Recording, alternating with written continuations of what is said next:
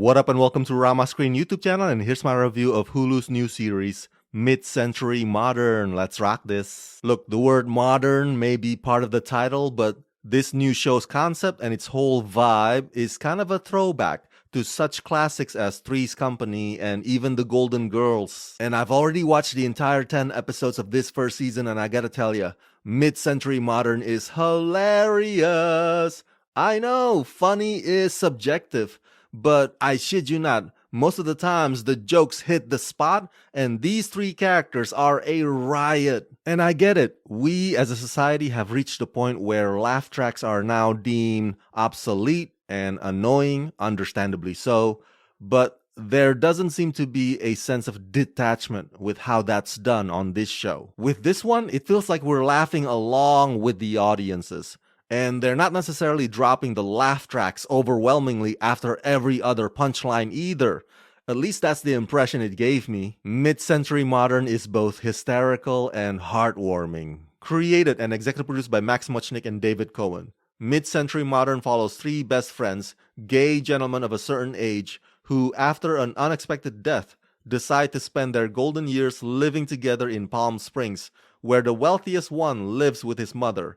As a chosen family, they prove that no matter how hard things get, there's always someone around to remind you it would be better if you got your neck done.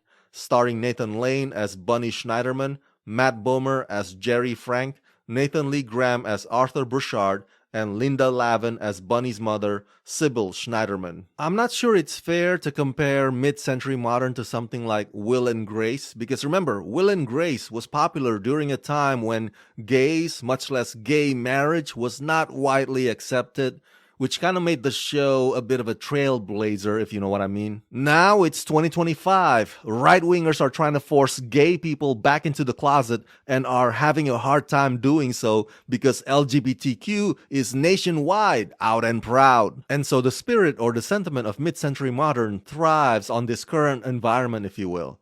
And there's no more excuse of, oh, is that too gay or is that not gay enough for primetime TV? No. Because this show is just focusing on the fact that gay humor can be enjoyed by anybody of any sexual orientation. Let's just be fabulously funny. That's basically the mentality, and I very much enjoy it. Not that it means it doesn't have a hint of crusade, as one of the episodes featuring a fake congresswoman clearly suggests. But that episode is not heavy-handed, and it's done in a way that retains the show's overall playful attitude. Before we get to the late great Linda Lavin, I just want to comment real quick on the three leads, Nathan, Matt, and the other Nathan. They have undeniable chemistry together, and they bounce off of one another quite well. Each of their characters is also very well thought out, between the rich mama's boy and the handsome idiot and the broke fashionista. They all have something to benefit from this new living arrangement. Some of the jokes can be crass, but they never turn spiteful. Excellent set as well. Kinda makes you wish you had an upper-class Palm Springs lifestyle. My favorite episode would have to be where they're looking to hire a new housemaid. I won't spill spoilers, but let's just say that their horny-based criterias crack me up. Now, as you all know, Linda Lavin, who plays Nathan Lane's mom, passed away in real life during the production of this show.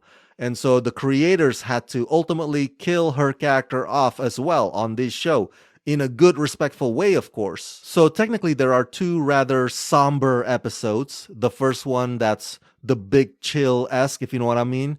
And then there's the other episode about Mrs. Schneiderman's send-off. The first one was less sad, or not quite as sad, because it served as a springboard to this whole friendship comedy.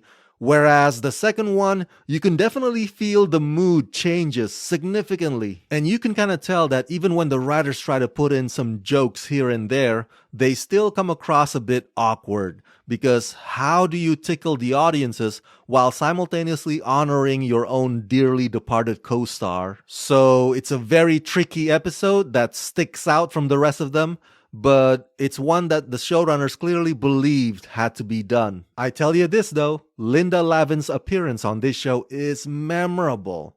Her comedic timing is sharp, and some of her heartfelt moments with some of the other senior citizen guest stars are surprisingly profound. What a legend. She will be deeply missed. So yeah, overall I give Mid-Century Modern the rating of 4 out of 5. It doesn't try to be subversive, and that's fine. It's a traditional sitcom format as well, which is also fine. The question is, did I have a good time watching Mid-Century Modern?